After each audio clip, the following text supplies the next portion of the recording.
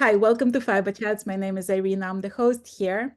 And my guest has been a guest for CNN, Fox, NPR, the New York Times, Washington Post, Huffington Post, Harvard Business School, Cosmopolitan, Elle, Forbes, and now Fiberchats. Dr. Srini Pillay, a dear friend of mine. Hi, Srini. Hi, Irina. So welcome to Fiberchats. And what I wanted to talk to you about, we had this discussion numerous times about what actually is success, right? How does one define success? Because we're surrounded by analytics. I'm on the YouTube, right? So I'm getting like the number of views, the number of likes, the number of comments, all of these things, like the number of subscribers. All of these things are like hard to ignore, hard not to compare yourself to your competitions or your friends, right? Who like get more views or more subscribers. How do we not let the analytics define us? Well, I think part of it is just trying to really think about, firstly, if the analytics make you happy, I think go ahead and let it define you if you want it to define you. But for most people, the analytics really pulls you down because it puts you in a state of comparison with other people. I think we have to go back to thinking about why we are alive. Like what are we actually doing every day when we get up? And I think most people would say that one of the things that they most look forward to is feeling happy with whatever they're doing. And as a human being, like even from a brain perspective, we are more than just a logical machine. We are a logical machine. We are also this whole unfocused machine. We are creative machines. And when all of this comes together and you begin to feel like you can be in the flow, I think that's a good signal that you're moving in the right direction. McKinsey actually did a study showing that CEOs who are in the flow are 5 times more productive than CEOs who are not in the flow. And to be in the flow means that you can really be so focused on your work, but it's not effortful and energy sapping.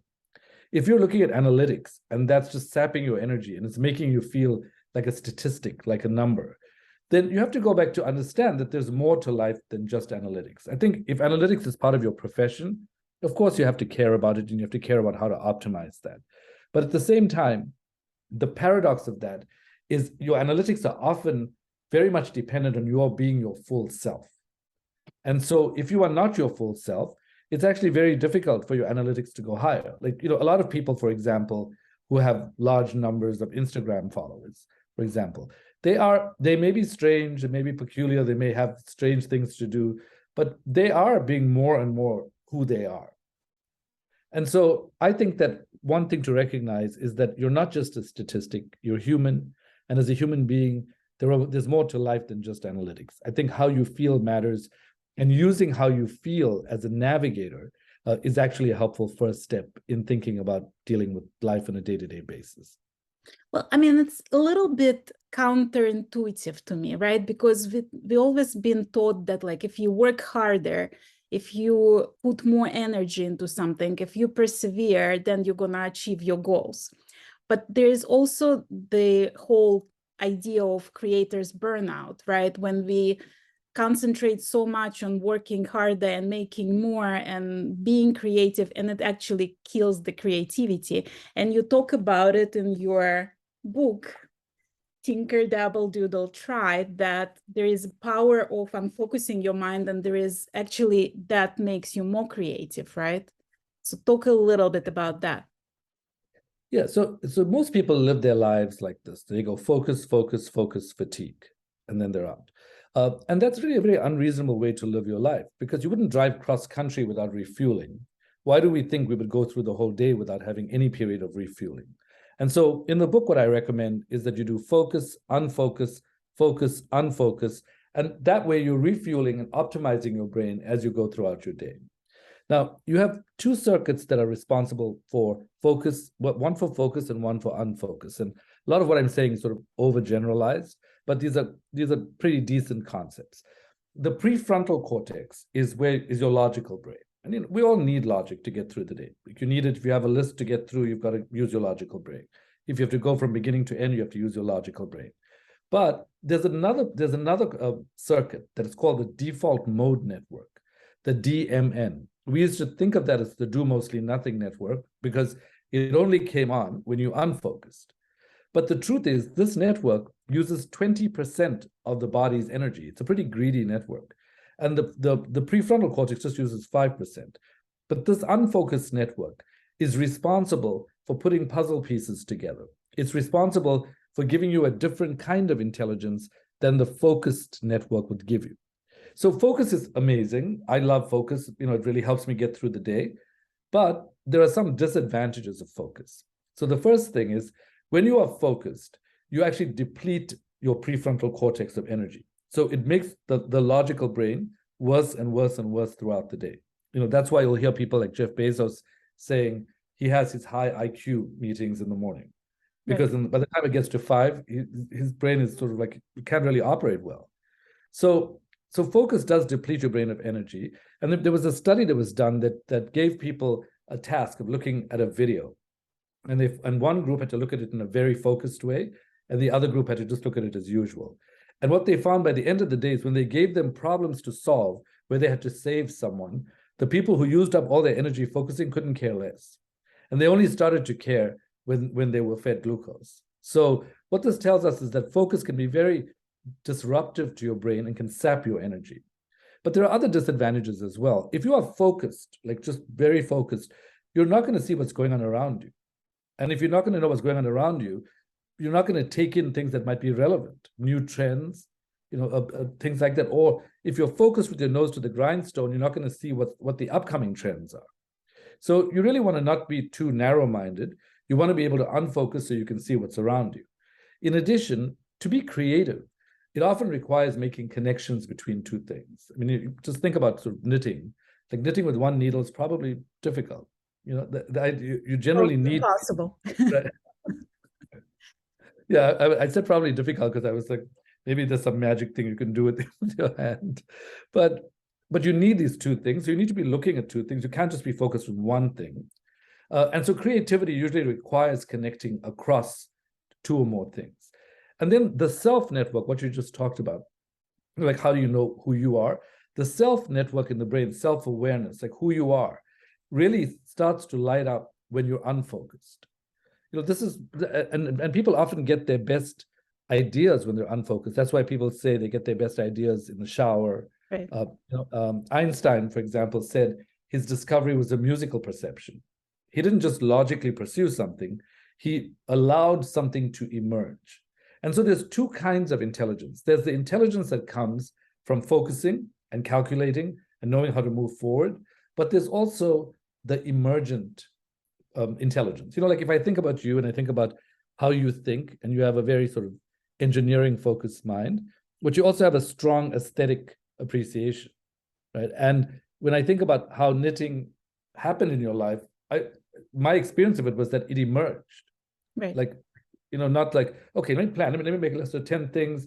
Is it knitting? Is it gardening? Is it sewing? And say, oh, no, I chose knitting. It sort of emerged, and then it became experimental, and your curiosity is growing. And in a world like today, where you pretty much cannot determine what's going to happen the next minute, you can't just have this focused intelligence, because the focused intelligence relies heavily on being able to predict. And in this world, it's almost impossible to predict anything. Well, let me ask you this. When we talk about success, right, is that luck based, right? Like you're in the right place in the right time, you meet the right person, the right idea occurs, and you just follow it, and that's what makes you successful? Or can it be orchestrated? I think it's both, but I don't believe in luck. I think luck is just a word for why I don't know how it happened. Because I think there are many dimensions of things that are unseen, right? For example, in the unconscious, there's a lot of our planning is unconscious. Like you may not be thinking overtly, I want to meet someone. You may not be thinking overtly, I want to meet them tonight somewhere, if I go to a bar or a club. But your brain may still be knowing what this information is, and you may come across someone and you might say, wow, I got so lucky, I met someone. But this luck is really about unconsciously, your brain made you attend to people who you are highly likely to connect with. So I think that that emergent intelligence is a deliberate form of intelligence. And the reason I wrote that book is I wanted people to understand that there are deliberate strategies you can implement to unfocus in a way that will augment your brain. And so it's not just about, well, let me just unfocus and maybe something will happen. It's about the fact that you have other faculties that are much like the conscious brain is pretty slow. Like the unconscious brain is putting together information pretty rapidly a lot of the time. And so you want to give that part of your intelligence a chance in the world. Otherwise, you're robbing yourself of your intelligence. Right. Well, when I'm looking at I see designers that complain about that there's like a couple gatekeepers out there, right? And the rest cannot break through. There are YouTubers that I see that I interviewed them last year and now they disappeared off the face of the earth. There is all the time we see people who they see as very successful as that they achieved something, right? And we want to be like them. And then we see them being depressed or disappearing or quitting what they're doing and giving up on things. How difficult it is in today's day and age to stay positive, and what can we do to stay positive? Well, what I usually, at this point, so many videos come to mind that I wish I could show you. One of them has to do with Virgil Abloh, the lead designer, the men's designer at Louis Vuitton, where he talked about the fact that he had the most unlikely background, right? He was an architect and an engineer. And then he became the lead men's designer at the biggest fashion house in the world. And he said that he just applied his knowledge to fashion. And as a result, he was able to appreciate the technical dimensions of the clothing he made and also the aesthetic dimensions. Now, one of the things he said is he felt like when Naomi Campbell was interviewing him, she said, how did you get this job? And he said, I've been dreaming about it my whole life. I went to stores on Michigan Avenue. I went into the stores. I was wishing, hoping, but I was always oriented toward the fact that it may happen. And then we went to Paris for Fashion Week. So he put himself in these places where he could notice and he could also be noticed. And partly because of what an amazing human he was, I think LVMH noticed him and then hired him. Now, to get back to this notion of how do you stay positive, I like to tell people that in life, forced positivity is not helpful. There's studies actually show that mixed emotions can protect you from anxiety, from depression, and can also protect your body. Because we have 100 billion neurons and 100 trillion circuits. And sometimes on any day I'll get up and I'll be like, am I feeling happy or annoyed? I can't quite, because there's something that makes me really happy and there's something that makes me annoyed. But then I'm like, wait a minute, I'm probably running both circuits at the same time. So the question is, how do you take your attention and direct it toward where that happiness is? And that's where I talk about the science of possibility and what I call existential confidence. Now, those are big words just to describe the fact that I believe in this day and age, to stay positive, we must be committed to a possibility that is not yet a reality, with the full belief that we can deliver on it, even if we haven't delivered on it in the past. Now, when I say this to people, people say, oh, that sounds like hope or wish, or, what is this actually? And I say, no, actually think about placebo studies, right? I'll give you a classic example of a study. They did a study where they gave people the same neutral cream. So it did nothing. They labeled one lidocaine for pain relief. They labeled one capsaicin, the active ingredient in chili. And then they labeled one neutral. And so when people took the lidocaine, they were like, wow, this feels really relieving. And when they took the capsaicin, they were like, oh, this stings a little. And the neutral, they said, oh, nothing happened. And when you looked in their brains, what you saw is that when you expected something to relieve you, the brain's reward centers lit up. When you expected something to hurt you, the brain's pain centers lit up. Now, the reward centers are largely about dopaminergic activation. And when you have heightened levels of dopamine, it motivates you. So what studies show is that even in placebo studies where you're using sugar pills, a lot of times the sugar pills actually work up until a point. And if you look at the person's biology, they have raised dopamine, so they're more motivated in that state because they believe that it's going to work.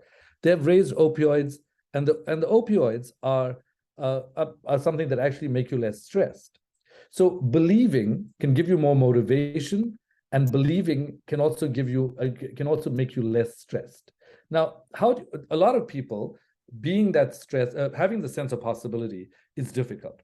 And that's because there are certain factors that block the sense of possibility. Now, when you are in the logical brain, that's the prefrontal cortex. To have possibility, you are switching to this other unfocused network, the default mode network, where you're asking questions like, what if? What if I could be a great knitter? What if, even if I can't make it through, a certain way will emerge? And for a lot of people, this is difficult because things block this access to this possibility circuit in the brain. The first is burnout. So when people are burnt out, if you say to someone who's burnt out, "Oh, I want you to believe," they get annoyed. They're like, "No, I don't even have the energy to believe." So you have to address some of those factors. Burnout is one of them. The other is feeling lost. Like, where do I start? What am I going to do? And I think, a great example of that. I think when you started this, it didn't sound like you went to knitting school and then you decided, I might as well. You started it and you found your way because you let yourself direct yourself. So feeling lost is one of the things that gets in the way. Sometimes people have already given up. They try just for the sake of trying, but they've actually given up because the task seems too difficult. So that's the third factor that blocks possibility. Then some people are stuck in habits. It's like certain people can't stop being in traumatic relationships. Even if they think, I'm not going to be in a traumatic relationship, somehow they get stuck in the habit of being in those relationships. Right. It's the same thing with not succeeding in what they're doing, where they get stuck in this habit of, well, it's never going to work out. It's always my luck. The fifth thing is worrying too much. If your attention is spent on worrying, it's very difficult to then move it to a sense of possibility. And then there's the fact that it's difficult to imagine. And then there's also downer days, like when you're just feeling depressed or anxious. But those factors are all factors that can block your sense of possibility. And if anyone's listening to this, I would recommend that they write down these things and then rank themselves from 1 to 10 and say, okay, how relevant is this factor? How relevant is burnout? How relevant is feeling lost? How relevant is task difficulty? How relevant is worrying? How relevant is downer days? And how relevant is difficulty imagining? And how relevant is worrying too much?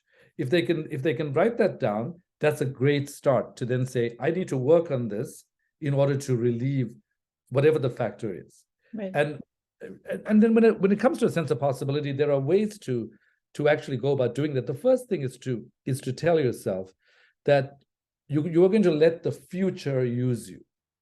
So in most people, reality determines their commitments. I don't have any Instagram followers. I don't know how to get there. They're like, that's the reality. I guess I'm not going to do it. But when you have existential confidence, your commitments determine your reality. You are the architect, and nobody tells you what you're going to build, because you are the architect. So when you have, let me ask you about that though. Like half of the times, right? I feel like I'm living like Shahrazad.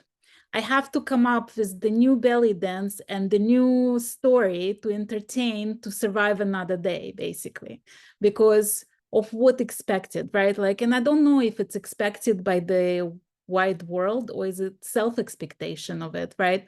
But you, as a creator, as a YouTuber, as a person who is on Instagram, as a knitwear designer, as any of those things, we constantly sort of under pressure to recreate ourselves, to keep recent, right? To keep in vogue, to get the next best thing.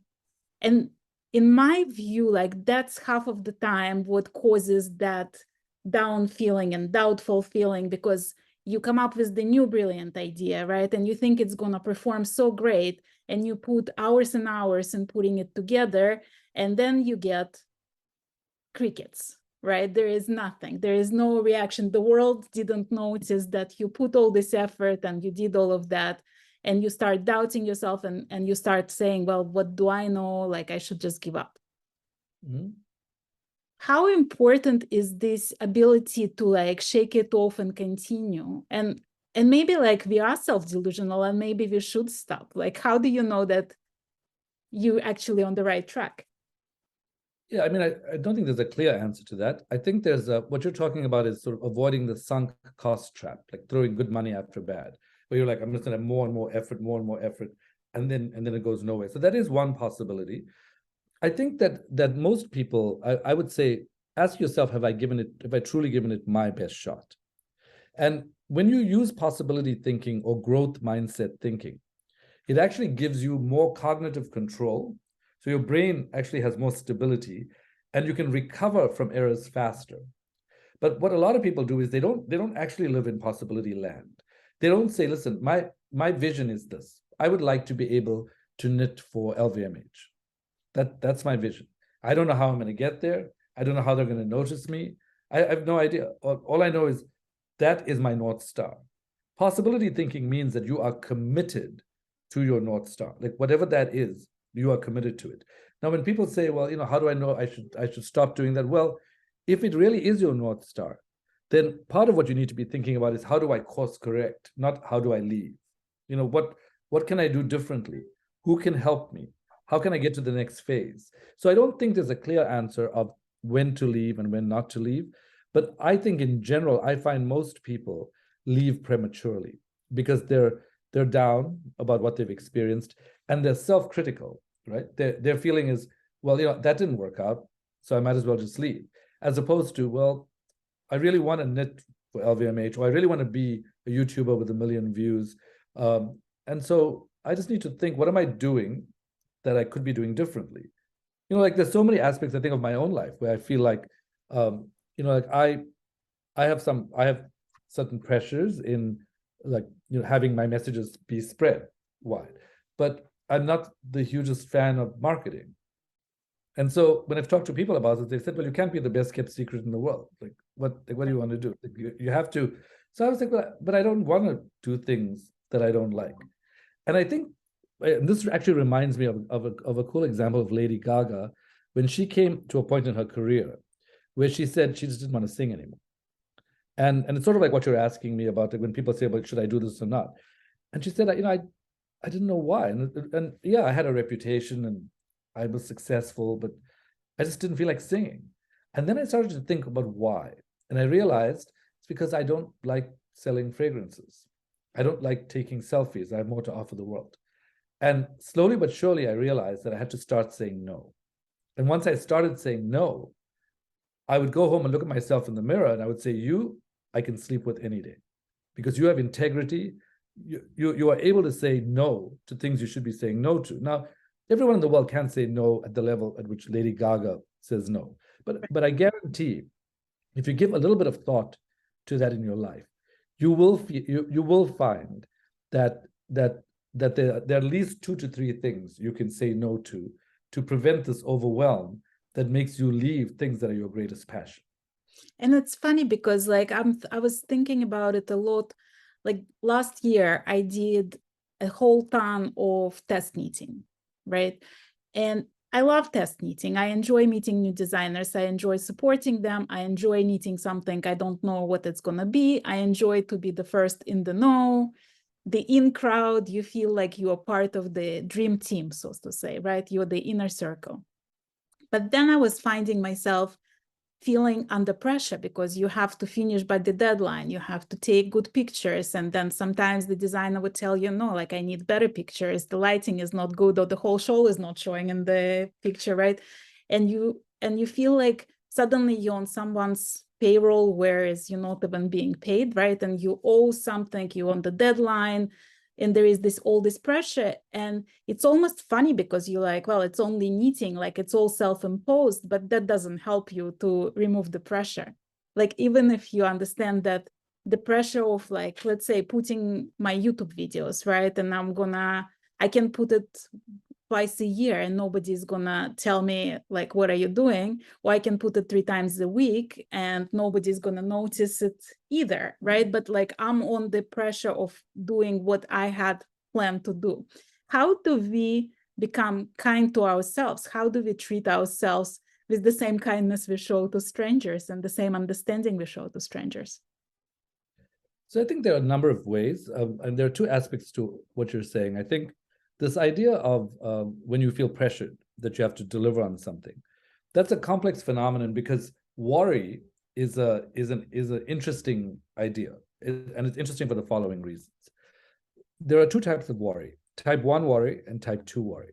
Type 1 worry is when you worry, and that has been shown to be okay. It's not that bad for your physiology. Type 2 worry is when you worry about worry, where you're thinking about, I'm feeling so pressured. Now I'm feeling pressured that I'm feeling pressured. That's actually associated with hypertension. It's associated with heart problems, associated with anxiety disorders. So the first thing is to allow yourself to, if you're worried about something, think about the function of the worry. Like Billie Jean King, the tennis player, says pressure is a privilege. She wrote a book about that. And her idea about pressure being a privilege is that, yeah, if you want to be a top performer, you're probably going to feel some kind of pressure, but don't then start critiquing what that pressure is.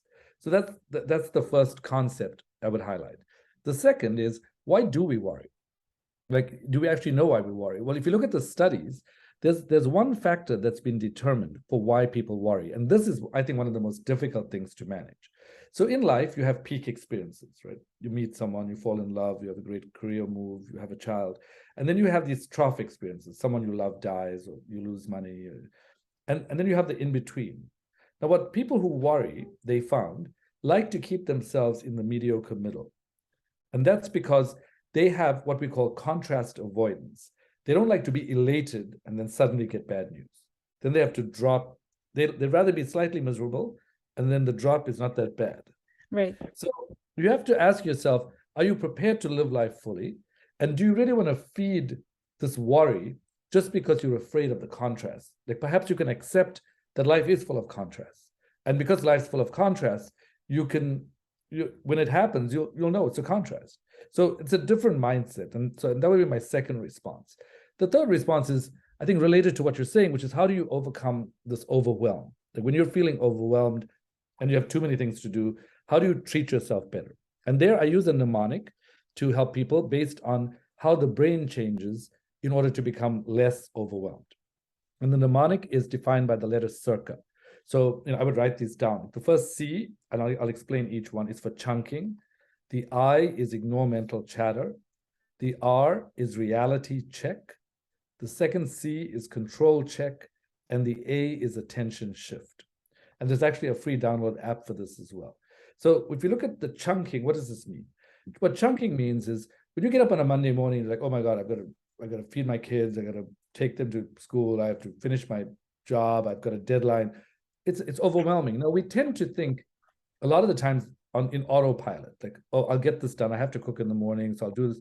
But what ends up happening is that our brains end up freaking out. The amygdala, which is an important part of the fear network, starts to overactivate.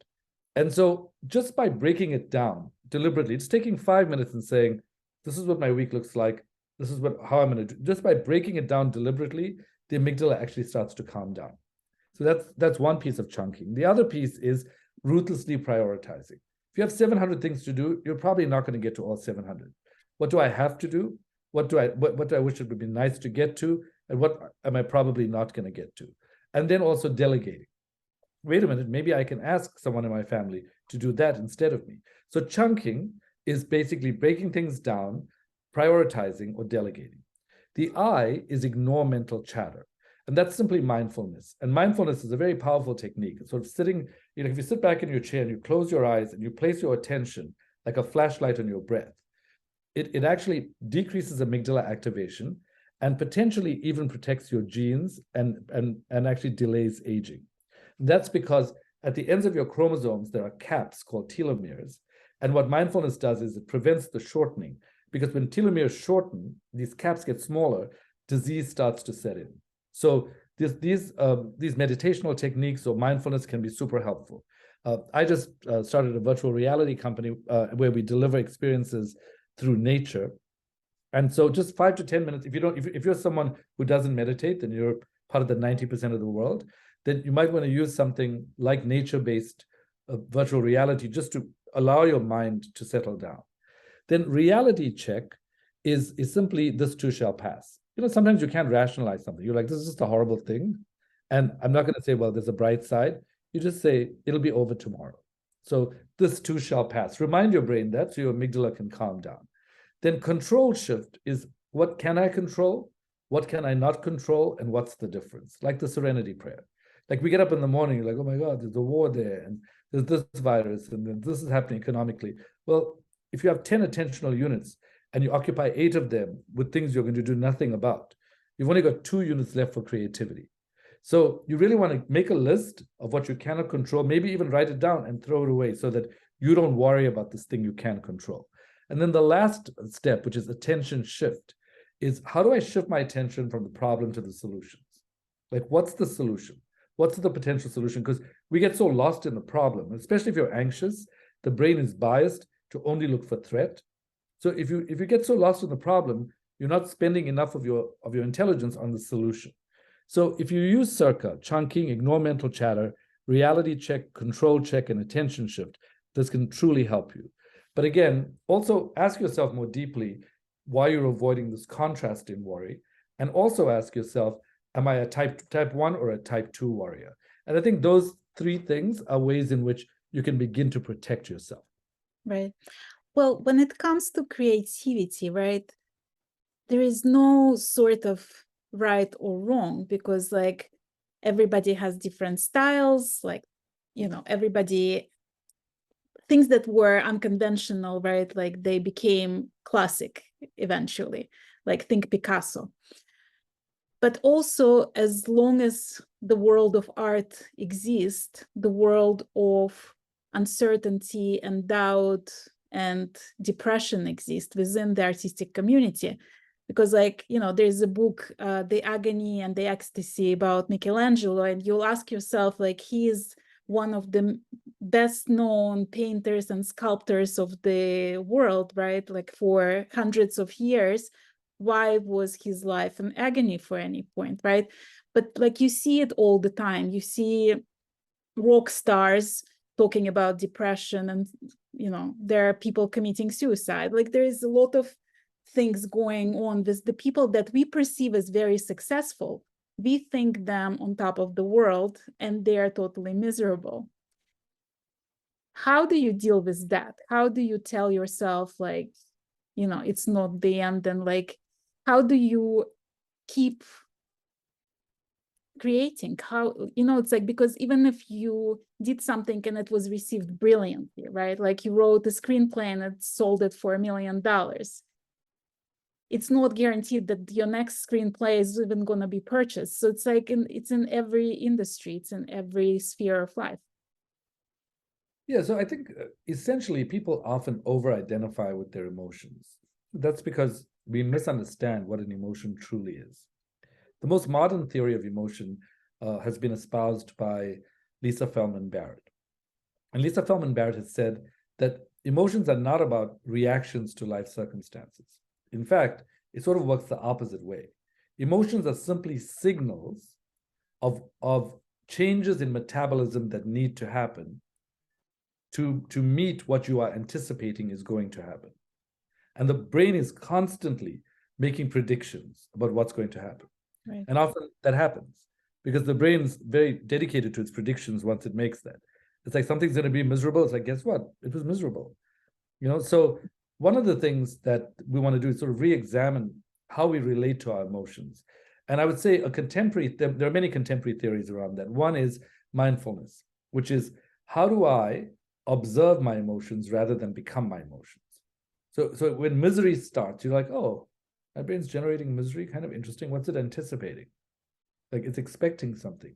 So you are in dialogue with what these emotions are, and as a result, you don't become sort of swept away by them. I think the second thing is when you're thinking about these emotions, is also to start looking at the big picture, and not just looking at what's in front of you, but looking at the horizon. Like what's the thing I'm actually shooting for? What's my moonshot? Right. And you can take your attention off of being in this worried zone. That said, I want to agree with you that I think that being a human fully requires becoming familiar with the agony and familiar with the ecstasy. And it's almost impossible to have one capability without the other. Many people get stuck in the agony piece, but they don't realize that the other side of that is the potential for ecstasy. So what I would say is when you're thinking about how do I relate to my emotions, rather than saying my emotions are me, you could say my emotions are actually distracting me from what I am.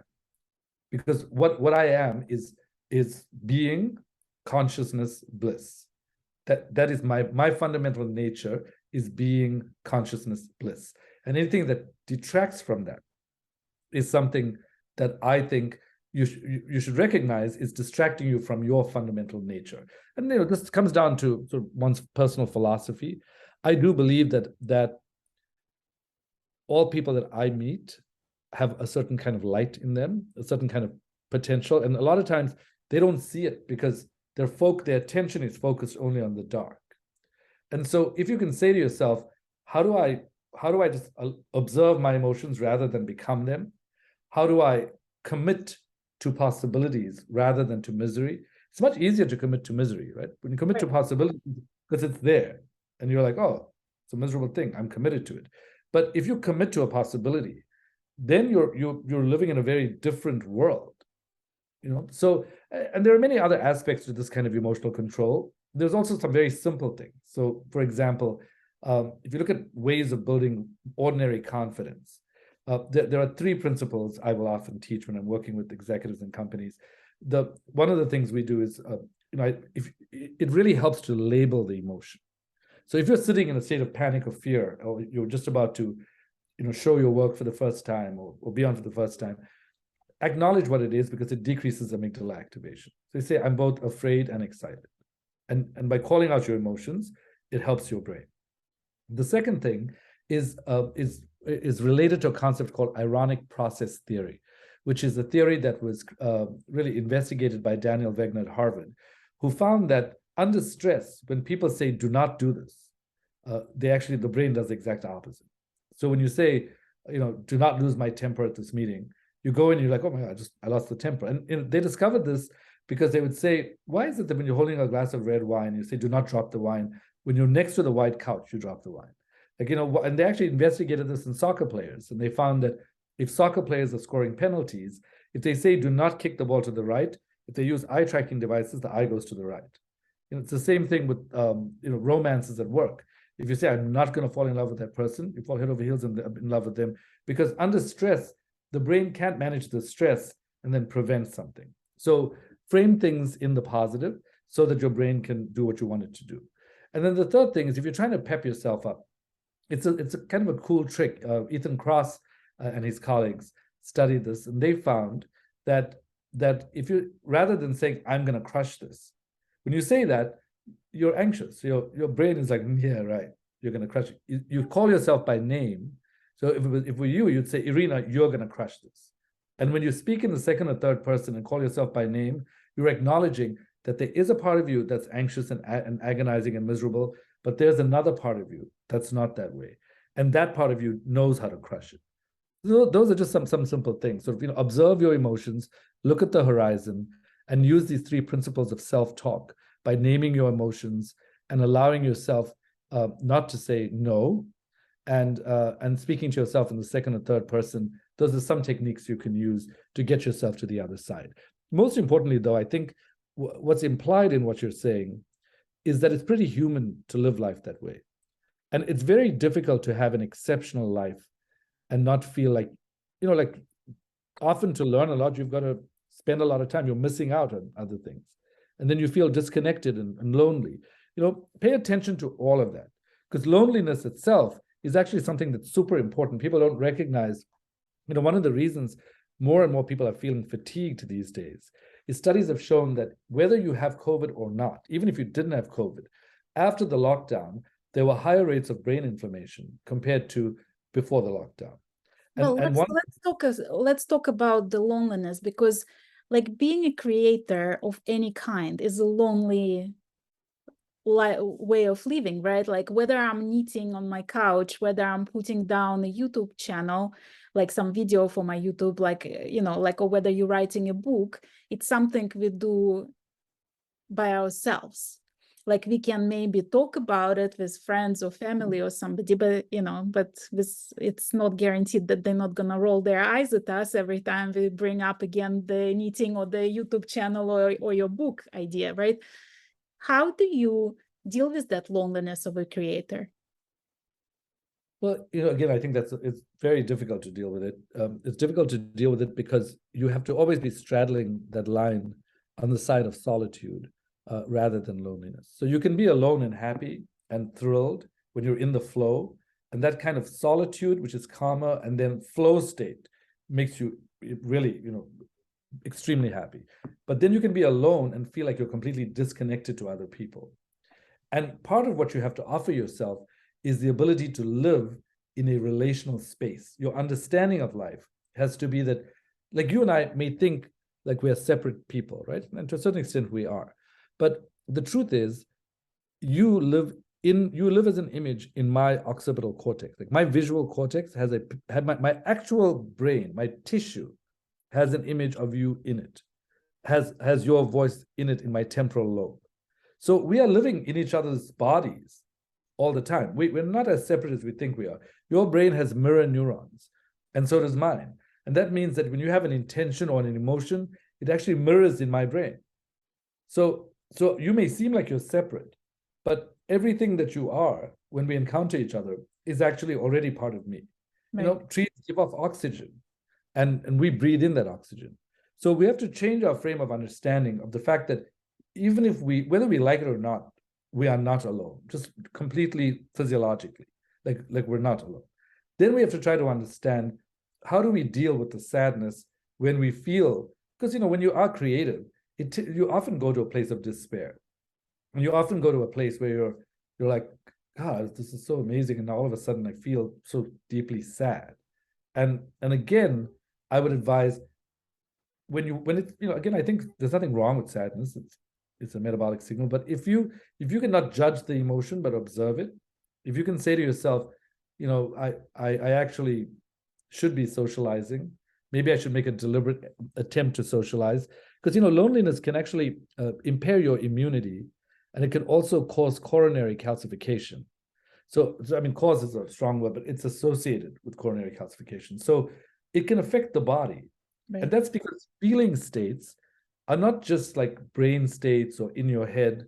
They're actually like whole body changes. Like, a study was done on emotional suppression over 11 years. And they found that people who suppress their emotions are more likely to die and more likely to get cancer. And there was a trend toward heart disease. And there was another study done in women that showed that women who self-silence, who are not speaking, who are not saying what they think, actually put their hearts at greater risk. So these things we think are emotions are really brain activations that go throughout your body. Like, you wouldn't be able to move your right foot if you didn't have a brain. So your right foot and your brain are connected. Right. So when you're lonely, I think it's super important at a very literal level to make sure that you have something on your social agenda. But I also think it's important to ask yourself about how you can get to solitude, and how you can learn to observe your emotions rather than critique them or get lost in them. Well, another thing I've been working on lately is this mini series of how one becomes a better knitter. And I've been interviewing teachers, instructors, book writers, who gurus in the field about how one becomes a better knitter. And there is a lot of techniques that you can practice, things you can pay attention, being mindful to reading your knitting, understanding the fabric, understanding the materials, understanding the right tools, even up to the choosing the right chair to sit and knit in, right? But then there is the whole aspect of what scares people, what makes them to be afraid of learning new technique or learning something, trying some difficult project, right? Why some people learn to knit few months ago and jump in head first into something difficult, and others knit all their life and stick with simple techniques, right? What do you think makes a better knitter or better learner in any field? Well, I was just looking up this quote, because I think the quote that I'm about to read to you is one that I think every human being should really think about taking seriously. And it's a quote by Marianne Williamson. And she said, "Our deepest fear is not that we are inadequate. Our deepest fear is that we are powerful beyond measure. It is our light not our darkness, that most frightens us. We ask ourselves, who am I to be brilliant, gorgeous, talented, fabulous? Actually, who are you not to be? You are a child of God. Your playing small does not serve the world. There is nothing enlightened about shrinking so that other people won't feel insecure around you. We are all meant to shine as children do. We were born to make manifest the glory of God that is within us. It's not just in some of us, it's in everyone. And as we let our own light shine, we unconsciously give other people permission to do the same. As we are liberated from our own fear, our presence automatically liberates others. I love And that. it's a really remarkable quote because it touches the fact that and Brene Brown talks about this as well. People are really afraid of their greatness because greatness, the one of the fundamental traits for all creatives, and one of the fundamental traits of greatness is vulnerability. It's not knowing how to get somewhere and doing it. It's just being vulnerable enough. And vulnerability is the doorway to creativity. And so to be vulnerable means you have to dare to be great. And a lot of people are afraid that they're going to fail. So they keep themselves back and they feel like, oh, I don't want to take over that space and I don't want to shine. But when people shine, they really do allow other people to shine as well. And I think if we can remember that, it's such a protective thing. And so coming back to your original question, which is what makes a good knitter? I think psychologically speaking, a good knitter is someone who is committed to the possibility of their dream. And if their possibility wavers, then they need to go back and re-examine what the wavering of this possibility is and examine, are they afraid of peaks? Are they afraid of being great? Are they, what is this? The fear of failure is not just, it's never about not knowing. It's always about being willing to be vulnerable. Bernard Arnault, the chairman of LVMH, had hired, I think it was Marc Jacobs to make this, just to design clothes. And so Marc Jacobs decided he wanted to make a newspaper dress. And people were like, that's ridiculous. Like, no woman's going to, like, what if it rains? Like, the ink is going to be all over it. And they just wanted to scrap that idea. And he said, no, I hire creatives I believe in because I believe they're going to go somewhere. So let's have a show. Let's see what it looks like on the runway. And maybe it'll give us ideas. So they went to work, they made all these paper dresses, and everyone was like, this is a waste of time. But when they went on the runway, people suddenly realized something that seemed to be quite obvious, which was, wait a minute, we can use newspaper print over material that's not going to leak. And it became a bestseller. So sometimes whatever seems like a silly idea, you might want to just stick with it for a bit so you can try to see how you can make this idea come alive, not just scrap it the moment it's there. Because I often think that there are amazing creative clues that come up that we just squander because we don't see the solution in the first minute. Right. Well, you mentioned that 90% of the population don't meditate. Tell me about the importance of meditation and how can one start? So I think meditation has been shown to have lots of very, very positive effects. So if you look at all the effects of meditation, they not only decrease anxiety and depression and can be very helpful for post-traumatic stress disorder, but they also change you at a physiological level. So for example, transcendental meditation was recently studied and it downregulated, meaning it turned off all 49 genes associated with inflammation and upregulated genes associated with immunity and also associated with red blood cell oxygen carrying capacity, which meant you felt less fatigued. And this was long-term meditators. But other studies of Zen Buddhist meditation, of mindfulness meditation, of certain yoga practices, like breathing practices, have found that they have the same effects on the genes and on the tissues that are positive, and they also help anxiety and depression. So overarchingly, I think meditation is very important. In terms of how to get started, I think you have to ask yourself, firstly, if you're not doing it, why you're not doing it. The majority of people I talk to who don't do it are like, I just can't sit still for 20 minutes. Like, it's too difficult. Because the goal, Brown University is studying this right now, and their recommendation for mindfulness meditation is 1 45-minute session in the morning. And I say that to most people, and they're like, not if you're a mother, not if you're working. Right. I'm like, well, you have to make it a priority. So step number one is you have to decide, do you care about yourselves? Do Do you care about your brain? Do you care about inflammation? Do you care about your genes? And if you do, then make it a priority. It's a little bit like, I feel like everyone's dream, like even with the downshifting that we want to help people with the virtual reality and the video, we want to make it like, like, why do we all brush our teeth twice a day? You want to make the important things in life become routinized. So Right. first, make a commitment. Secondly, allow it to become routinized so that you have, like there's one place you go to that's quiet every day. And then you can start with 5 minutes at a time and then gradually build up to 20 minutes twice a day. And if it's easier for you to just do 45 minutes because you're not going to get back to it, then try doing that. But I think of your meditation as body care time and mind care time. And ask yourself, why would you not want to maintain this if you cared about it? In order to know how to meditate, I think the simplest form of meditation is what I sort of briefly demoed earlier, which is sit back in a chair, close your eyes, and allow yourself to notice your breathing. You breathe in and you breathe out, and you breathe in and you breathe out. And as you continue to notice your breathing, you'll find your mind will wander. Gently bring it back to the breath.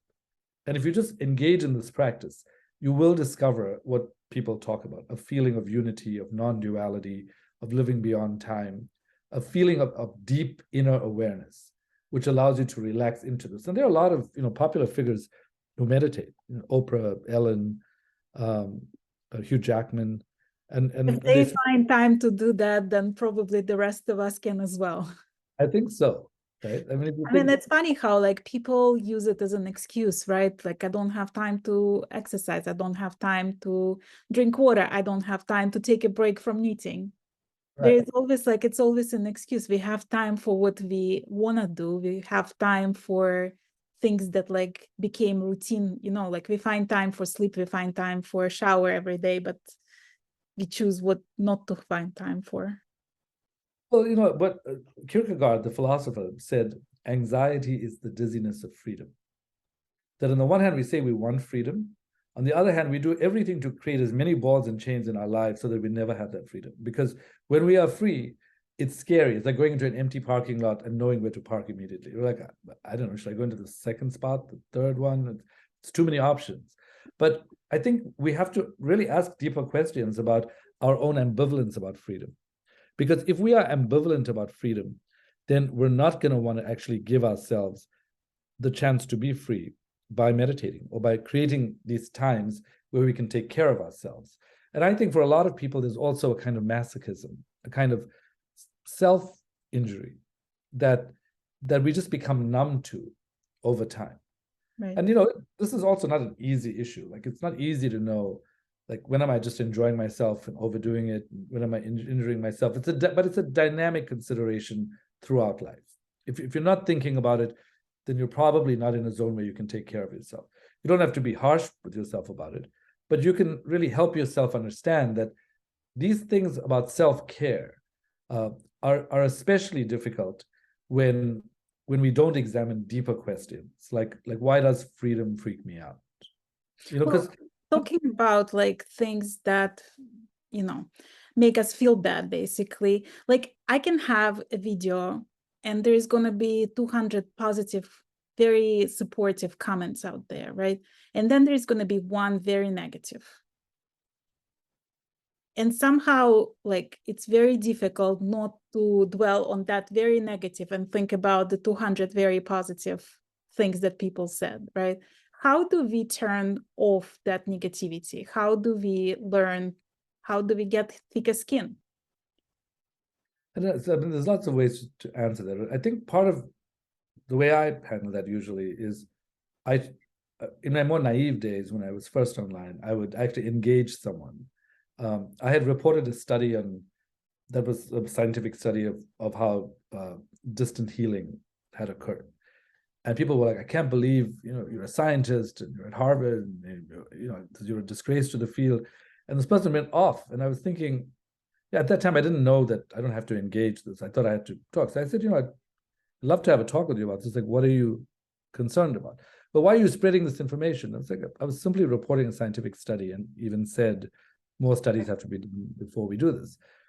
And we got into this back and forth. He goes, yeah, but that's not cool. Like, this is like quackery. I said, well, yeah, if you think all that scientific studies are quackery, that's one thing, but it sounds like you think anything that you don't believe is quackery, which, and so I kept, and by the time we were finished, he said, well, I don't believe what you believe, but I feel like you're an okay guy. And that's because I engaged, right? But there are certain times when someone's trolling you and or they give you some kind of negative feedback, and it hurts. Sometimes it hurts because it's true, and sometimes it hurts. So I can't remember who the celebrity was, but I liked their response. She said, when people are like, oh my God, and they insult me and it hits the spot, my usual response is, you think you hate me? You should sit with me and see how much I hate me. Because your hatred won't even touch what I hate about myself. And it was funny because I think a lot of times when those things are true, we probably hate the true qualities more about ourselves than other people hate them. We just try to overcome them. So sometimes I also feel like if someone says something that's true, I'm like, yeah, I guess it's true. And I don't like that about myself either. So, Right. so I think there's it's also important not to abuse yourself by exposing yourself to comments all the time. And I think if somebody crosses the line, you can say goodbye. You don't have to let everybody follow you. You don't have to let anyone throw anything at you. One of my favorite things to say to people is your brain is not a trash can. And if you just remember that in any conversation that you're in, ask yourself, does this person think my brain is a trash can? Because if they think that, they're wrong. Go find another trash can. It's not my brain. And if you respect your brain in that way, you'll be able to keep the trash out. Right. Well, I want to thank you for being my guest today. It was very enlightening to talk to you, and pleasure as always. Thanks so much. Well, thanks for inviting me. And the questions are so thought-provoking, and I hope that your viewers will appreciate your own depth through the questioning as well.